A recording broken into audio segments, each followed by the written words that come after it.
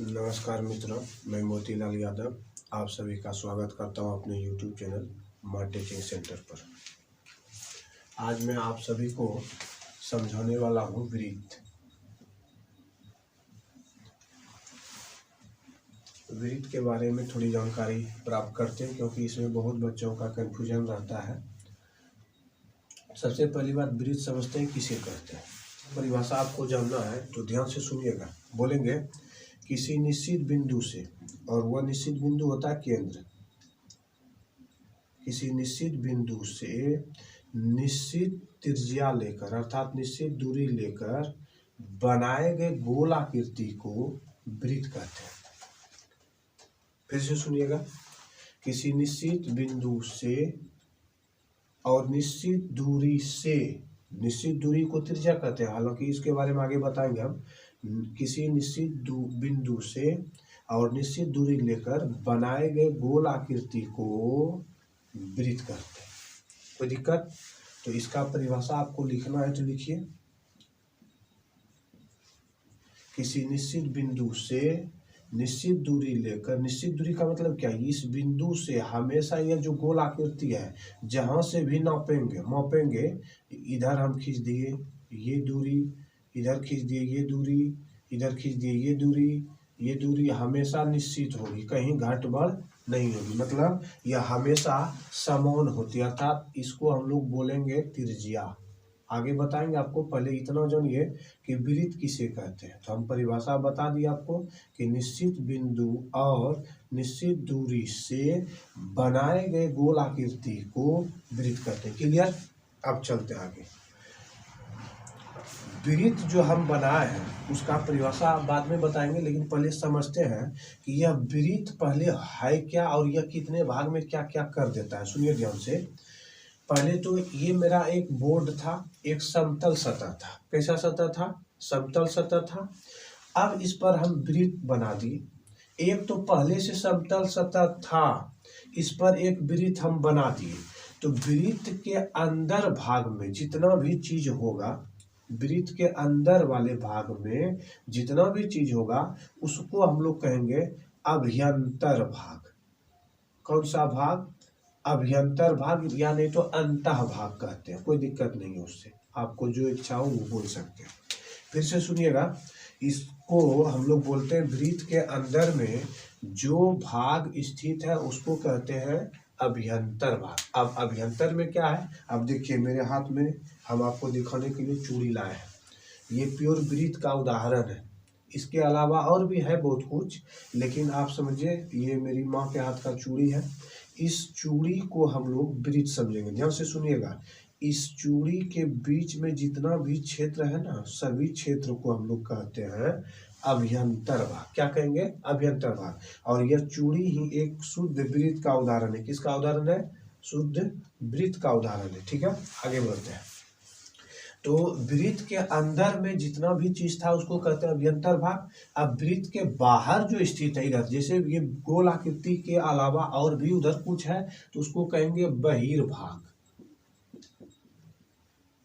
बहिर्भाग क्या कहेंगे? बहिर्भाग। कोई दिक्कत? ये हो गया बहिर्भाग। अब इसके बाद अगर आपको क्वेश्चन पूछता है कि वृत्त जब बनता है तो वह कितने भाग में विभाजित करता है किसी भी चीज को, तो 3 भाग में। पहला बोलेंगे समतल सतह, पहले जो था समतल सतह, दूसरा अभ्यंतर भाग और तीसरा बहिर्भाग। क्लियर हो गया? पूछता है कि वृत्त किसे कहते हैं, क्या बोलेंगे हम लोग? बोलेंगे वृत्त किसे कहते हैं, तो बोलेंगे किसी निश्चित, किसी वृत्त का परिभाषा, किसी निश्चित बिंदु, किसी निश्चित बिंदु, किसी निश्चित बिंदु को क्या बोलेंगे? केंद्र से, या नहीं तो किसी निश्चित बिंदु और निश्चित दूरी, निश्चित दूरी से बने गोल आकृति को या गोलाकार आकृति को वृत्त कहते हैं। वृत्त कहते हैं। किसी निश्चित बिंदु और निश्चित दूरी से बने गोलाकार आकृति को वृत्त कहते हैं। चलिए क्लियर हो गया। ये देखिए एक निश्चित बिंदु है, यहाँ से यहाँ तक हम निश्चित दूरी लिए हैं और इसी से इसको पूरा हम क्या कर दिए, गोल बना दिए। तो इस पूरे भाग को हम लोग क्या बोलेंगे, वृत्त कहेंगे। क्या बोलते हैं, वृत्त कहते हैं। चलिए ये हो गया। अब आगे त्रिज्या। त्रिज्या का परिभाषा होगा, सुनिएगा ध्यान से। वृत्त का केंद्र, ये जो निश्चित बिंदु लिए थे ना, जिससे कि हम लोग निश्चित दूरी नाप करके यहाँ से यहाँ तक कुछ दूरी नापे, इसके बाद एक हम क्या बना दिए, वृत्त बना दिए। तो ये निश्चित बिंदु को कहते हैं केंद्र। तो इस केंद्र से क्या बोलेंगे, केंद्र से परिभाषा आपको बोलना है। केंद्र से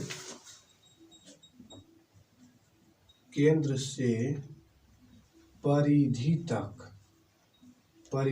तक की दूरी को त्रिज्या कहते हैं। केंद्र से परिधि तक की दूरी को त्रिज्या कहते हैं। क्लियर हो गया, कोई डाउट नहीं। अब आगे बढ़ते हैं। अगर आपको पूछेगा कि एक वृत्त में कितने त्रिज्याएं हो सकते हैं या कितनी त्रिज्याएं हो सकती है, तो इसका जवाब है अनंत। एक वृत्त में अनंत त्रिज्याएं हो सकती है। अनंत त्रिज्याएं हो सकती है। एक वृत्त में अनंत त्रिज्याएं हो सकती है। हो गया, आगे बढ़ते हैं। अब आपको समझना है, ये यहाँ से यहाँ तक त्रिज्या था। अब आपको बताते हैं जीवा के बारे में। जीवा, तो सुनिएगा, ये जो वृत्त का गोल आकृति है ना, इस गोल आकृति को जितनी लंबाई होगी, मतलब इस गोल आकृति की कुछ न कुछ लंबाई होगी ना, कुछ तो होगा। अगर हम इसको पूरा मान लेते हैं, काट के रस्सी को इस तरह से गोल, पहले मान लेते हैं एक रस्सी होगा, उसको काट के अगर पूरा बिछा दे, कुछ न कुछ तो लंबाई होगा। तो उसकी पूरी लंबाई को हम लोग बोलते हैं परिधि। क्या बोलते हैं, परिधि। तो बोलेंगे परिधि से परिधि तक की दूरी को जीवा कहते हैं। परिधि से परिधि तक की दूरी को जीवा कहते हैं। परिधि से परिधि तक की दूरी को जीवा कहते हैं। क्लियर हो गया। परिधि का परिभाषा देखिए क्या होगा।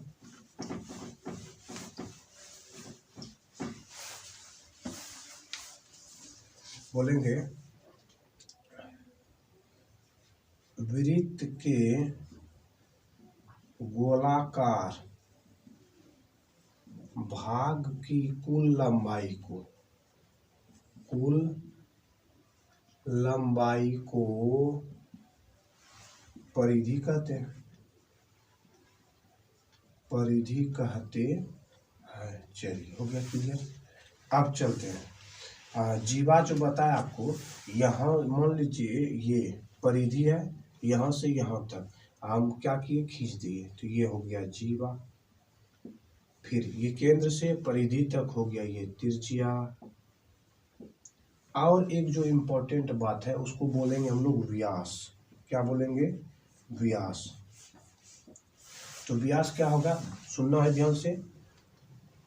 परिधि से केंद्र होते हुए परिधि से केंद्र होते हुए परिधि तक, परिधि से केंद्र होते हुए परिधि तक की, परिधि से केंद्र होते हुए परिधि तक की दूरी को व्यास कहते हैं। व्यास कहते हैं। व्यास का गुण क्या है, अगर किसी भी वृत्त में एक हम व्यास खींच देंगे तो यह वृत्त को आधा भाग उधर आधा भाग इधर, मतलब व्यास ही एक ऐसी दूरी है या ऐसी रेखाखंड है जो वृत्त को दो बराबर भाग में बांट देती है। व्यास ही ऐसी रेखाखंड है वृत्त में जो वृत्त को दो बराबर बराबर भाग में अर्थात आधा इधर आधा उधर अर्धवृत्त में बांट देती है। ठीक है, क्लियर है। तो हम बोलेंगे सबसे बड़ी जीवा को, सबसे बड़ी जीवा को व्यास कहते हैं, सबसे बड़ी जीवा को व्यास कहते हैं। ये यहाँ से परिधि है, परिधि तक मिला दिए तो एक तरह से जीवा भी हो गई, जब केंद्र से गुजर गई तो ये व्यास हो जाती है। तो सबसे बड़ी जीवा को क्या कहते हैं, सबसे बड़ी जीवा को व्यास कहते हैं। क्लियर हो गया, चलिए।